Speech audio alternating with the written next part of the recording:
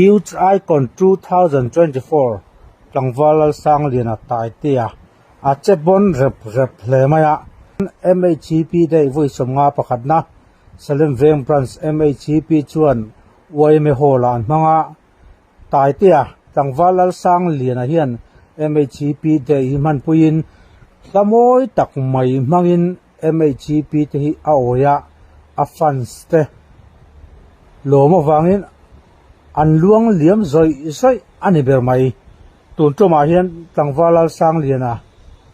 Youth Icon lo zai thiam zia ka kanan pholang don ani Youth Icon atana than ani hi alo phu hle maya Tlangwal tai te thuka Youth Icon 2024 atana phu an omlove tin kana soi chok hial do ani Tlangwal tai te zai kan ngai thanga July ninga inrinia Salem Veng branch MHCP 10 an dei voi somnga le pakhat na an mana an item hunom tak te kan thir zui ngal bok don ani i do thir ho te ngo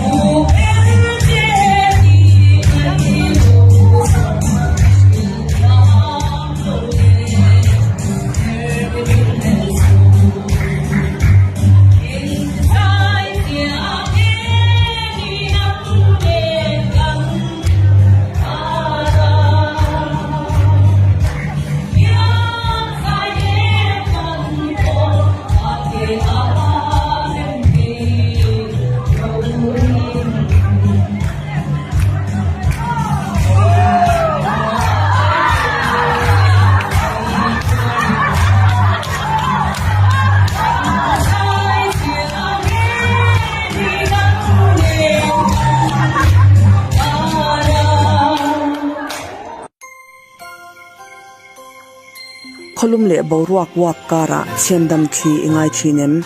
khovel huapa brand rin tlak le rin kai LG chuan intan air conditioner range chikim kanron chhop chhuake dual inverter technology mang amanawangin akhola chakbi ka tonei chinang renga avot chakbi khle current ero aren chim hle energy manager feature nei omchun ania electric manzat po I control theni ocean black protection amanawangin gas leakage om thailo plus master ionizer HD filter an manawangin ihip tur boruak nat nale bol holaka anti thiang bekani